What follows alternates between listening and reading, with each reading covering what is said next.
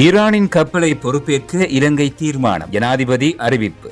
கொழும்பை அண்மித்த கடலிலுள்ள ஈரானின் இரண்டாவது கப்பலை பொறுப்பேற்க இலங்கை முடிவு செய்துள்ளதாக ஜனாதிபதி அனுரகுமார திசாநாயக்க தெரிவித்துள்ளார். கொழும்பில் செய்தியாளர்களிடம் இன்று இரவு அவர் கூறியதாவது: எஞ்சின் ஒன்று செயல் இழந்ததாக சொல்லப்பட்ட ஈரானுக்கு சொந்தமான அந்த கப்பலை கொழும்பு துறைமுகத்திற்கு கொண்டு வராமல் திருகோணமலைக்கு கொண்டு செல்ல தீர்மானிக்கப்பட்டது.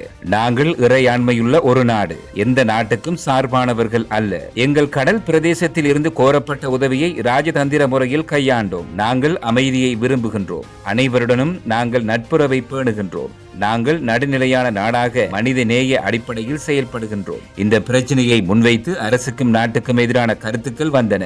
சிறுவர்கள் அந்த கப்பலில் இருப்பதாக தகவல் பரப்பப்பட்டது. சிறுவர்கள் இருக்கிறார்கள், அரசு அவர்களை கவனிக்காமல் இருக்கிறார்கள் என்றுதான் அவர்கள் செய்திகளை பரப்புகிறார்கள். இது அரசியல் நோக்கம் கொண்டது. இது போர் ரீதியாக யாருக்கும் செய்யும் உதவி அல்ல. மனித உயிர்களை காப்பாற்ற நாங்கள் எடுத்த முடிவு. யாரும் இதனால் விசனப்படுவார்கள் என்று நினைக்க கூடாது. சர்வதேச ஒப்பந்தங்கள், கொள்கைகள் அடிப்படையில் தான் நாங்கள் முடிவுகளை எடுத்தோம். ராஜதந்திர ரீதியில் பேச்சு நடாத்தி இந்த முடிவை எடுத்தோம் என அவர் மேலும் தெரிவித்துள்ளார்.